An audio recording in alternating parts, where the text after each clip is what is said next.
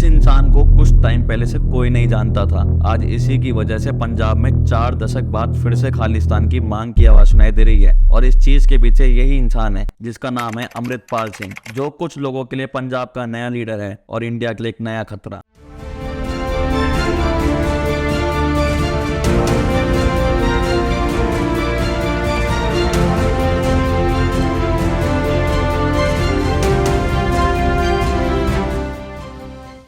अमृतपाल की उम्र 30 साल है और ये कुछ टाइम पहले दुबई में ट्रांसपोर्ट बिजनेस से जुड़ा था और यही आदमी आज पंजाब में सबसे पॉपुलर आदमी हो गया है। पिछले साल सितंबर से अमृतपाल ऐसे दिख रहा है जैसे कोई वो धार्मिक सरदार हो। अमृतपाल का एजेंडा है रिलीजियस और सोशल ट्रांसफॉर्म करना पंजाब में। अमृतपाल सिंह खुल के सिस्टम को और सरकार को चैलेंज करता है और अपने आप को इंडियन ना बता के खालिस्तान की मांग रखता है। और ये मानो कि रिपीटेड टेलीकास्ट है हमारी इंडियन हिस्ट्री का। जब एक यंग लीडर धार्मिक रूप लेके अपने नए देश की बात करता है, अपने सपोर्टर्स के साथ घूमता है जिनके पास हथियार होते हैं, तो बस अब फर्क ये है कि 40 साल पहले उस यंग इंसान का नाम था जनरल सिंह भिंडरावाला और अब है अमृतपाल सिंह संधू। 40 साल पहले जब हमारे देश में ये सब चीज हो रही थी तो पंजाब और दिल्ली में वायलेंस फैल गया था और अब इसलिए हमारे लिए जरूरी है जानना अब हो क्या रहा है और वापस से खालिस्तान की मांग क्यों रखी गई है। खालिस्तान एक ऐसा शब्द है जो उनका पंजाब दे सारा बच्चा खालिस्तान की गल करता है, जिन्ने जो करना कर लवे, क्योंकि खालिस्तान दी राज बिना न धर्म चले है, धर्म बिना सब दले मले। राज असी अपना मंगते हैं, किसी का नहीं मंगते। हमने सिखों के मुंह से बहुत बार सुना एक अलग देश जिसमें खालसा राज करे। मांग ये है कि खालिस्तान में पंजाब, हरियाणा, हिमाचल प्रदेश, उत्तर प्रदेश और राजस्थान के कुछ हिस्से खालिस्तान में आए। अब आते हैं कि ये बात कहाँ से शुरू हुई। 31 दिसंबर 1929 लाहौर में कांग्रेस की बैठक हुई जिसमें मोतीलाल नेहरू ने मांग रखी पूर्ण स्वराज की। कांग्रेस की इस मांग को 3 गुटों ने विरोध करा। मोहम्मद अली जिन्ना की मुस्लिम लीग ने, डॉक्टर भीमराव अंबेडकर के दलित समूह ने और तीसरे थे मास्टर तारा सिंह जो कि थे शिरोमणि अकाली दल से, क्योंकि वो एक सेपरेट देश चाहते थे सिखों के लिए, लेकिन अभी खालिस्तान का वर्ड यूज नहीं हुआ था। ये शब्द यूज में आया 1940 में। 1940 में मुस्लिम लीग ने लाहौर रेजोल्यूशन पास किया जहां उन्होंने मुस्लिमों के लिए अलग देश की बात रखी। इसको देख के सिख लीडर डॉक्टर वीर सिंह भट्टी ने भी एक सिख देश की बात करी। उन्होंने जो एक देश इंडिया और पाकिस्तान के बीच में होना चाहिए, इस बारे में उन्होंने कई पैम्पलेट्स भी बंटवाए और उसमें यूज हुआ खालिस्तान शब्द। लेकिन कांग्रेस लीडरों ने इस मांग को रिजेक्ट कर दिया, ये बोल के कि उनका देश नहीं बटेगा किसी धर्म के बेसिस पर। और इसी को लेके कई कांग्रेस लीडर ने ये दिलासा दिया था कि आज़ादी के बाद सिखों के पॉलिटिकल रीजन्स को ध्यान में रखा जाएगा।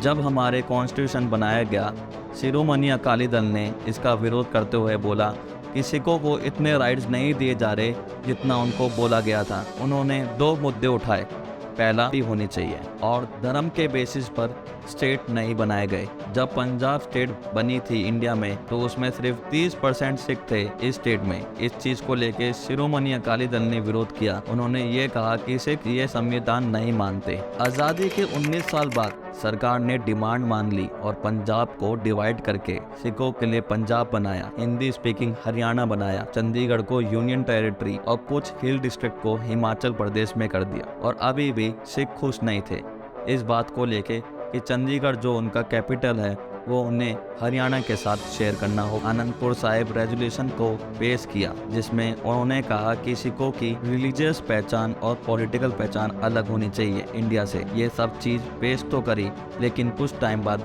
लोग इसको भूल ही गए। कुछ टाइम बाद इस चीज के बारे में एक आदमी दोबारा से बात करने लगता है और उसका नाम था जनरल सिंह भिंडरावाला। जनरल सिंह भिंडरावाला एक ऑर्गेनाइजेशन का लीडर था। इस ऑर्गेनाइजेशन का सिर्फ एक मोटिव था, ऑर्थोडॉक्स सिखिज्म। भिंडरावाला 70s और 80s में पूरे पंजाब के बीच घूमते हुए इस कट्टरता को फैला रहा था और बहुत कम समय में वो बहुत पॉपुलर हो गया था पंजाब में। भिंडरावाला उन लोगों को टारगेट करता था अपने साथ लाने के लिए जो पंजाब में बहुत पिछड़े इलाकों में रहते थे। उन्हें कोई पूछता नहीं था, जो गरीब किसान थे। और कुछ को लगता था कि देश की सरकार सिख रिलीजन को कुछ नहीं मानते। भिंडरावाला हमेशा ये बोलता था कि हमें सिख समाज में खालसा वापस लाना होगा और नशों से दूर रहना चाहिए।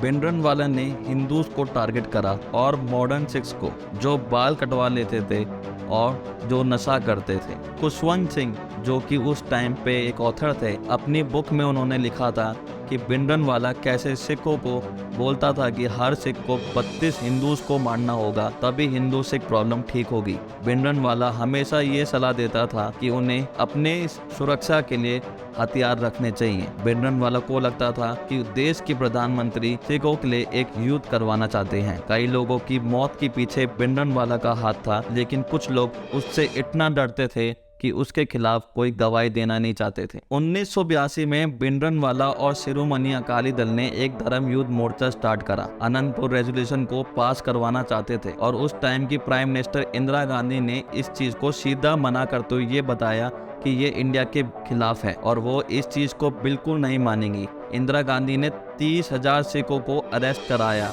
और जब भिंडरनवाला के लोग पंजाब में हिंदूज को मार रहे थे और कांग्रेस नेताओं को मारने की धमकी भी दे रहे थे। 1984 में भिंडरनवाला के खिलाफ एक ऑपरेशन प्लान करा गया जिसका नाम था ऑपरेशन ब्लू स्टार, जिसमें भिंडरनवाला को मार गिराया और गोल्डन टेम्पल में उस समय कई सिखों की भी जान गई। 4 महीने बाद 31 अक्टूबर 1984 को इंदिरा गांधी के 2 सिख बॉडीगार्ड्स ने भी गोली मार के प्राइम मिनिस्टर की हत्या कर दी। 90s के बाद अब एक बार फिर से भिंडरनवाला के नक्शो कदम पे चलने वाले ने खालिस्तान की मांग रखी है। अमृतपाल सिंह, जो अपने आप को इंडियन नहीं मानता, और भगत सिंह को नहीं, भिंडरनवाला को अपना आइडल मानता है। दीप संधू, जो वारिस पंजाब डे के चीफ थे, उसके मौत के बाद अमृतपाल सिंह को वारिस पंजाब डे का चीफ बना के उसकी कमांड सौंप दी गई। अब बात आती है 29 सितंबर 2022 की। अमृतपाल सिंह की रोड़े गांव में दस्तरबंदी होती है। उसके बाद अमृतपाल सिस्टम और सरकार को चैलेंज करने लगता है। अमृतपाल सिंह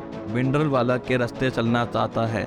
अमृतपाल सिंह का मानना है सारे सिखों को खालसा में अमृत ले लेना चाहिए। अब फिर से 4 दशक बाद अमृतपाल सिंह खालिस्तान की मांग रखता है। देश में लोगों का कहना है पंजाब में एक दूसरा भिंडरनवाला तैयार हो रहा है। वही बातें, वैसे ही कपड़े और वही डांस। पिछले महीने अमृतपाल सिंह अपने साथी लवप्रीत सिंह को पुलिस स्टेशन से छुड़वाने पहुंचा सिखों को लेकर, जिसमें श्री गुरु ग्रंथ साहिब का भी स्वरूप था, जिससे पंजाब पुलिस भी दबाव डाल सके। एक तरीके से पुलिस के भी हाथ बांध दिए गए वायलेंस रोकने से। कई पंजाबियों को लगता है पंजाब में पंजाबियों को हक नहीं मिल रहा जितना बाहर वालों को मिल रहा है। अगर ये वीडियो अच्छी लगी हो तो वीडियो को लाइक करें, शेयर करें और चैनल को सब्सक्राइब करें।